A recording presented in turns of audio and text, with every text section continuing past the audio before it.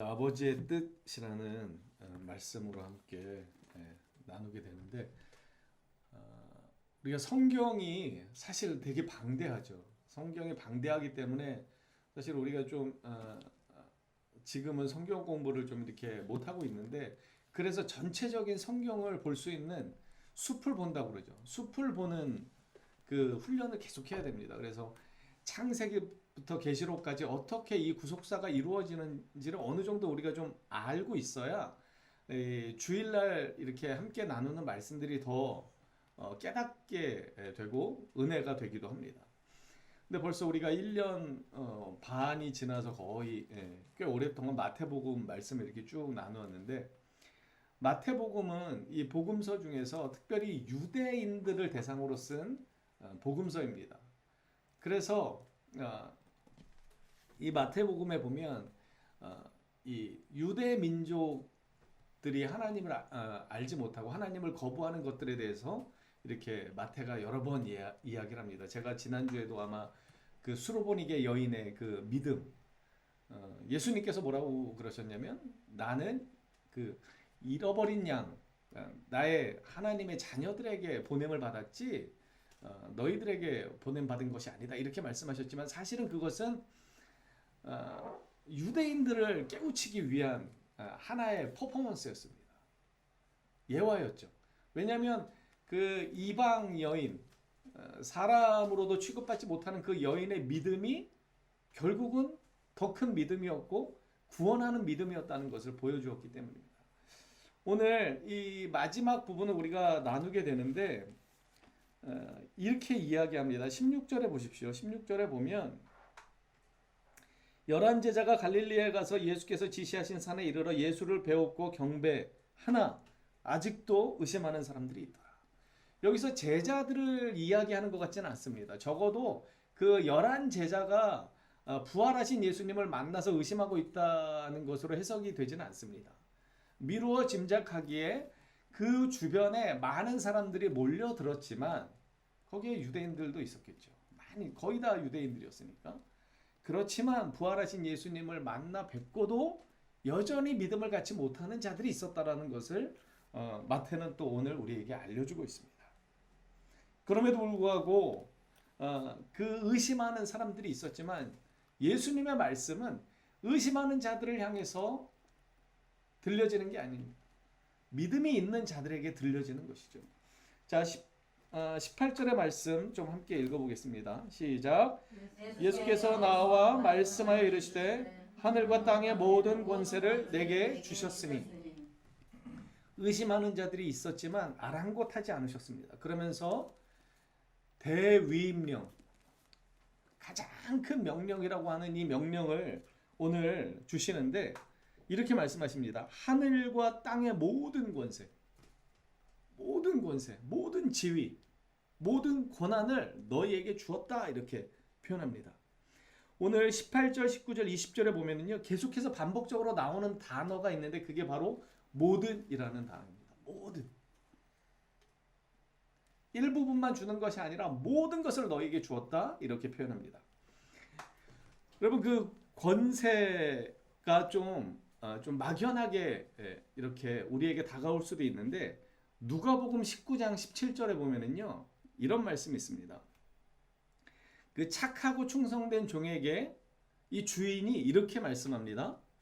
주인이 이르되 잘하였다 착한 종이여, 내가 지극히 작은 것에 충성하였으니 열고울 권세를 차지하라. 주인이 떠나면서 이 종들에게 맡겼습니다. 우리 마태복음에는 1달란트, 2달란트, 5달란트를 맡겼죠. 누가복음에는 이 문화라고 이렇게 표현되어 있습니다. 그런데 이 열 문화와 열 고울을 생각해 보십시오. 비교가 되지 않습니다. 그저 장사를 해서 이득을 남겼을 뿐인데, 이 사람에게 어떠한 권세를 주십니까? 이 주인이 고울을 맡기는 권세를 주십니다. 미루어 짐작하기에 이것은 우리가 이 땅에서 수고한 것보다 훨씬 더 큰, 생각할 수도 없는 큰 영광으로 하나님이 우리에게 보상하신다는 것입니다. 로마서에서 이야기하는 것처럼, 로마서 8장에서 이야기하는 것처럼 현재의 고난은 장차 우리에게 나타날 영광과 좋기 감히 비교할 수 없도다 이렇게 표현한 것과 같습니다. 그렇게 열고울 권세를 차지하라 권한을 주셨다는 것으로 우리가 이해할 수 있습니다. 예수께서 나와 말씀하 이르시되 하늘과 땅의 모든 권한을 너희에게 주었다 이렇게 표현하는 것이죠.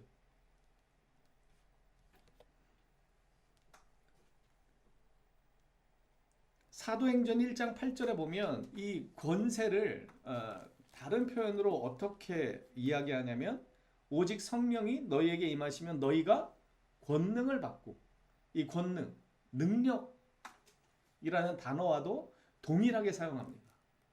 헬라어로는 좀 다르지만 이 권세와 권능을 이 신약에서는 거의 구분하지 않고 같이 씁니다. 그래서 사도행전 1장 8절에 나오는 너희가 권능을 받는다 이 권능이 두나미스라고 헬라어는 이야기하는데 이게 어떤 어원이 되냐면요. 다이나마이트의 어원이 됩니다. 폭발적인 힘을 이야기하는 것이죠. 그러한 능력을 너희에게 주겠다. 너희에게 그러한 권세를 주시겠다 말씀하시는 것입니다. 자, 이 권세는 어떻게 얻어지게 된 것입니까? 우리가 잊어버리면 안 되는 것이 빌립보서에서 말씀하시는 것처럼 예수 그리스도의 겸손과 순종의 모범을 통해서 이 권세가 주어지는 것입니다. 빌립보서 2장에 보면 이렇게 표현합니다. 너희 안에 이 마음을 품으라 곧 그리스도 예수의 마음이니 그는 근본 하나님의 본체시나 하나님과 동등됨을 취할 것으로 여기지 아니하시고 쭉 설명하는데 이게 무엇입니까? 왕이신 그분이 보좌에 앉아 계셔야 하는 그 영광의 그분이 모든 것 다 내려놓고 낮고 낮은 이 땅에 천한 모습으로 오셨고 이 저주받아 마땅한 죄인들을 위해서 십자가를 지신 그 결과가 결국은 어떻게 되는가? 하나님께 영광이 되는데 이 예수의 이름에 모든 사람들이 무릎 꿇게 되어 있다는 것입니다. 예수의 이름으로 구원을 받게 되는 그 은혜를 우리가 누리게 되는 것이죠. 그것이 바로 이 십자가의 은혜 때문에 이 영광이 주어지게 되었다. 이 권세가 주어지게 되었다. 이렇게 표현합니다. 우리 누가복음 10장 한번 좀 찾아보겠습니다. 앞으로 좀 넘기시면 누가복음이 나오는데 누가복음 10장 19절과 20절 말씀 좀 보겠습니다. 제 성경으로 신약 110페이지 정도에 나와 있습니다. 누가복음 10장 19절 20절.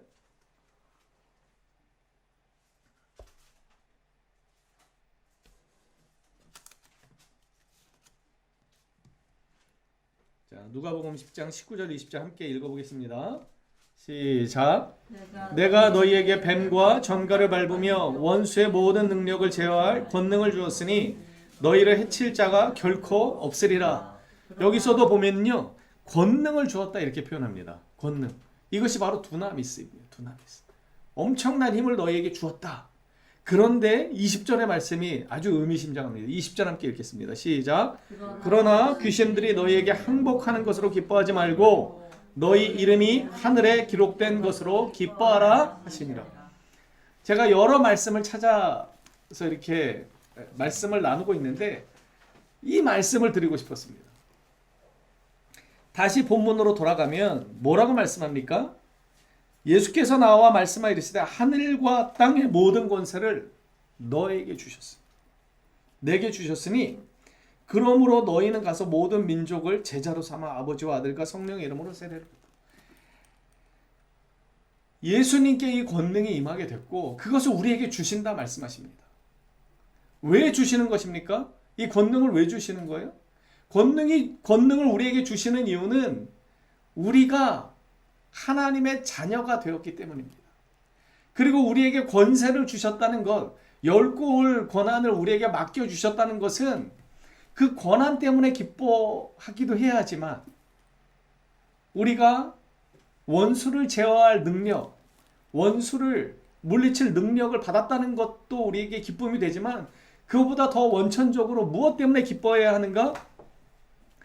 너희의 이름이 하늘에 기록된 것 때문에 기뻐하라 이렇게 말씀합니다.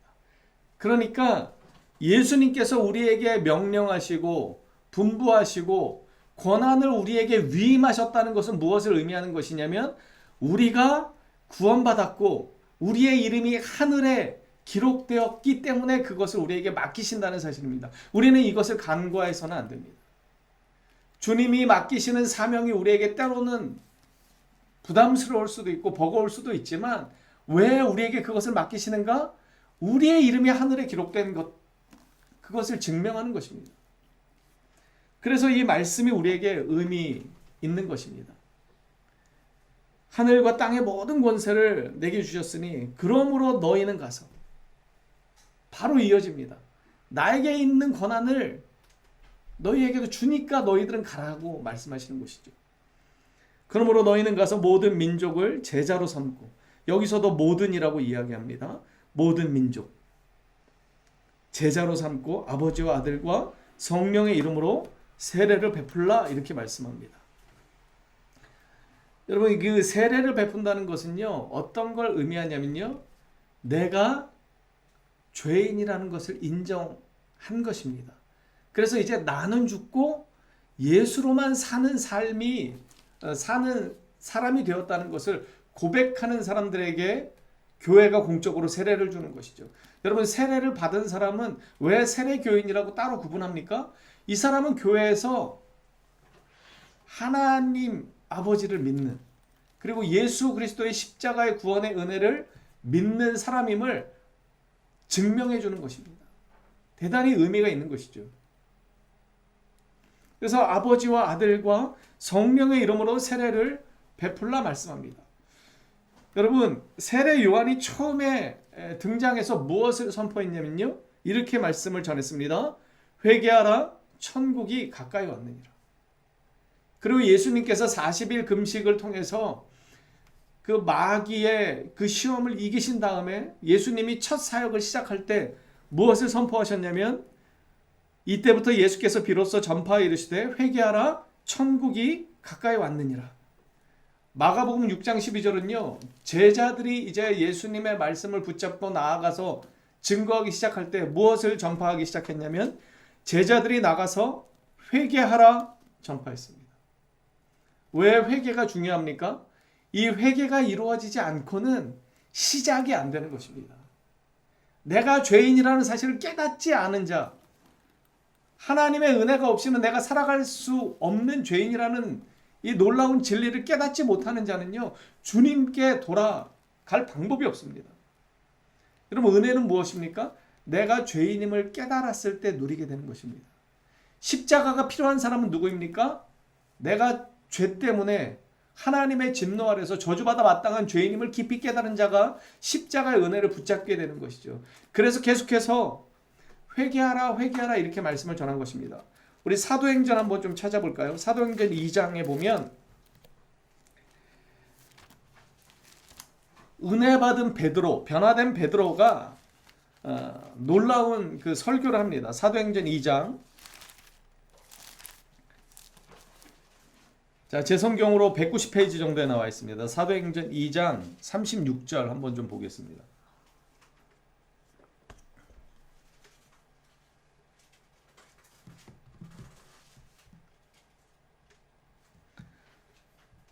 사도행전 2장 36절 함께 좀 읽어볼까요? 시작. 그런즉 이스라엘 온 집은 확실히 알지니 너희가 십자가에 못 박은 이 예수를 하나님이 주와 그리스도가 되게 하셨느니라 하니라. 지금 유대인들을 대상으로 너희가 십자가에 못 박은 그 예수가 어떻게 되었냐? 하나님이 주인이 되게 하셨고 왕이 되게 하셨고 구세주가 되게 하셨다, 이렇게 표현하는 것입니다. 그러니까 37절에 이렇게 해야죠. 그들이 그 말을 들은, 설교를 들은 유대인들이 이 말을 듣고 마음에 찔려서 베드로와 다른 사도들에게 이렇게 묻습니다. 형제들아, 우리가 어찌해야 하냐? 그래, 우리가 십자가에 못 박았다. 이 귀하신 분을 우리가 십자가에 못 박았다. 근데 그러면 어떻게 해야 되느냐? 이렇게 묻는 거죠. 38절 함께 읽겠습니다. 시작. 베드로가 이르되 너희가 회개하여 각각 예수 그리스도의 이름으로 세례를 받고 죄사함을 받으라. 그리하면 성령의 선물을 받으리니. 여기에 세례의 의미가 다 나와 있습니다. 너희가 회개하고 예수 그리스도의 이름으로 세례를 받으면 새로워지면 새 생명을 얻으면 그 예수 그리스도의 이름 때문에 성령의 은혜를 너희가 누리게 될 것이다. 이렇게 이야기하는 것입니다. 그러니까 지금 본문으로 돌아가 보면 아버지와 아들과 성령의 이름으로 세례를 베풀라고 하는 것이 무엇입니까? 그들이 죄인인 것을 깨닫게 하고, 그래서 십자가의 구원의 은혜가 얼마나 위대한 것인지를 잘 전해서 이 죄인의 삶에서 돌이켜서 하나님께로 돌아오는 자들이 있게 하라고 말씀하는 것입니다. 이것이 바로 아버지의 뜻입니다. 죄인들을 죄인이라고 이야기하라는 것이죠. 이 죄에서 돌이킬 기회를 주라고 하는 것입니다. 그러면서 39절에 이렇게 이야기합니다. 이 약속은 너희와 너희 자녀와 모든 먼데 사람, 그러니까 유대인에게 국한되지 않는다 이렇게 표현하는 것이죠. 예수 그리스도를 믿는 모든 사람들에게 이 약속은 허용되었다 이렇게 표현하는 것입니다. 이것이 바로 아버지의 뜻이라는 것이죠. 예수님이 이 말씀을 마지막에 이렇게 하시는 것입니다. 가서 모든 민족을 제자로 삼아라. 이 제자는 이렇게 돌이킨 사람을 이야기하는 것입니다. 우리 기억하시겠지만 27장 57절인가요? 아리마대 사람 요셉에 대해서 그렇게 표현했죠. 이 사람도 예수의 제자다. 이 아리마대 사람 요셉이 어떻게 했습니까? 자기의 신변의 안전을 신경 쓰지 않았습니다. 예수님의 가신 길을 지키기 위해서 그가 모든 것을 내어 던졌습니다. 그리고 이름 없는 그 여인들이 그렇게 했습니다. 그래서 그 여인들에게 부활을 보게 되는 놀라운 기적을 하나님이 허락하시는 것이죠. 제자는 어떤 사람입니까? 이렇게 하나님께로 돌이킨 사람입니다. 여러분, 하나님께로 돌이킨다고 다 끝나는 것일까요? 나는 회개했고 세례 받았으니까 마치 구원파처럼 나 이미 전에 지은 죄, 앞으로 지을 모든 죄 예수 그리스도 이름으로 사해졌으니까 나는 이제 막 살아도 된다. 좀 적당히 죄 짓고 살아도 아무 상관없습니까? 그렇지 않습니다. 오늘 말씀을 다시 보십시오. 그러므로 너희는 가서 모든 민족을 제자로 삼아 아버지와 아들과 성령의 이름으로 세례를 베풀고, 20절 함께 읽겠습니다. 시작. 내가 너희에게 분부한 모든 것을 가르쳐 지키게 하라. 자, 가르칠 뿐만 아니라 뭐라고 그러죠? 지키게 하라는 것입니다. 지키게 하는 건 무엇입니까? 행동하게 하라는 것이, 그렇게 살게 하라는 것입니다. 이것이 제자입니다. 그것을 우리에게 맡겨주셨습니다. 여러분, 먼저 생각할 것은 이것이죠. 우리가 누군가를 가르치고 깨닫게 하기 위해서는요, 내가 먼저 깨달아야 합니다. 내가 먼저 돌이켜야 합니다. 내가 회개하지 않았는데, 내가 예수 그리스도의 십자가의 은혜를 경험해보지 않았는데, 그 은혜의 감격을 알지 못하는데 어떻게 그 감격을 설명할 수 있고 그것을 선포할 수 있습니까? 예수 그리스도의 능력의 이름을 어떻게 선포할 수 있습니까? 그것을 경험한 자, 하나님께로 돌이킴을 받은 자만이 가능한 것입니다. 내가 먼저 제자가 되어야 하는 것이죠. 내가 먼저 말씀의 은혜를 누려야 하는 것입니다. 내가 먼저 말씀대로 살아야 하는 것입니다. 우리가 먼저 제자가 될 때 이것이 가능해지는 것입니다. 요한복음 14장 21절은 이렇게 이야기합니다. 나의 계명을 지키는 자라야 나를 사랑하는 자니. 여러분, 제자는요, 스승을 사랑해야 합니다. 특히 예수의 제자들은 예수님을 사랑해야 합니다. 그래서 요한복음 14장 21절은 이렇게 표현합니다. 나의 계명을 지키는 자라야 나를 사랑하는 자니 나를 사랑하는 자는 내 아버지께 사랑을 받을 것이다. 여러분, 아무리 주님을 사랑한다고 입으로 고백하는 게 소용이 없다는 것이죠. 하나님의 말씀대로 살아내는 것, 그것이 주님을 향한 우리의 사랑을 고백하는 것입니다. 모든 관계가 그렇죠. 입으로만 사랑하는 것, 그것은 사랑이 아닙니다. 말로만 사랑하는 것, 그것은 사랑이 아니죠. 우리가 누군가랑 대화하다 보면 영혼이 없다, 이런 느낌을 받을 때가 있습니다. 왜 그렇습니까? 진심이 없기 때문이죠. 사람인 우리도 우리 사람과의 관계에서 그것을 느끼는데 하나님이 우리의 진심을 모르실 리 있겠습니까? 우리는 주님을 사랑해야 되는데 말로만 사랑하는 것으로 절대 안 됩니다. 말씀을 지키고 그것을 행할 때 우리는 주님을 향한 우리의 사랑을 드러낼 수 있는 것입니다. 요한복음 15장 10절은요 이렇게 말씀합니다. 내가 아버지의 계명을 지켜 그의 사랑 안에 거하는 것 같이. 예수님의 말씀이죠. 예수님은 아버지의 계명, 하나님 아버지의 계명을 지켰다고 그래요. 그 계명을 지킴을 통해서 어떻게 해요? 아버지의 사랑 안에 거했다는 것입니다. 여러분, 우리가 하나님의 사랑을 더 깊이 누리고 그 은혜를 더 깊이 누리기 위해서 무엇을 해야 합니까? 말씀을 따르고 말씀을 사모해야 하는 것입니다. 그런 자에게 하나님의 사랑이 경험되는 것입니다. 우리는 흔히 이렇게 이야기합니다. 하나님의 사랑을 알고 싶은데, 하나님의 사랑을 누리고 싶은데 왜 우리가 잘 그것을 누리지 못합니까? 하나님의 말씀 앞에 온전히 서지 못하기 때문입니다. 제자들은요, 하나님의 말씀을 지켜내야 하는 자들입니다. 그러면서 마지막에 이렇게 말씀하시죠. 세상 끝날까지 너희와 항상 함께 있으리라. 임마누엘 하시겠다는 말씀입니다. 예수님이 이 땅에 오신 것이 임마누엘의 은혜죠. 그런데 저는 이 말씀을 보면서 내가 세상 끝날까지 너희와 항상 함께 있겠다고 하시는 이 말씀이요, 내 영광을 위해서, 나의 구원의 은혜를 위해서 내가 책임지겠다라는 말씀으로 이해되었습니다. 전에도 그런 말씀을 드렸던 적이 있습니다. 우리가 우리의 이름을 위해서 열심히 하는 건 아무 소용이 없습니다. 그것은 대단히 위험한 것이죠. 여러분, 제가 제 이름을 위해서 열심을 다해서 사역을 한다고 해보십시오. 그것처럼 불완전한 일이 없고 의심스러운 일이 없습니다. 연약하고 이기적이고 나밖에 모르는 나의 영광을 위해서, 내 이름을 위해서 내가 일한다고, 여러분들의 이름을 위해서 일한다고 생각해 보시오. 그것처럼 실패가 보여지는 일은 없습니다. 그런데 주님은 이사야 37장에 이렇게 기록하고 있습니다. 내가 나를 위하며.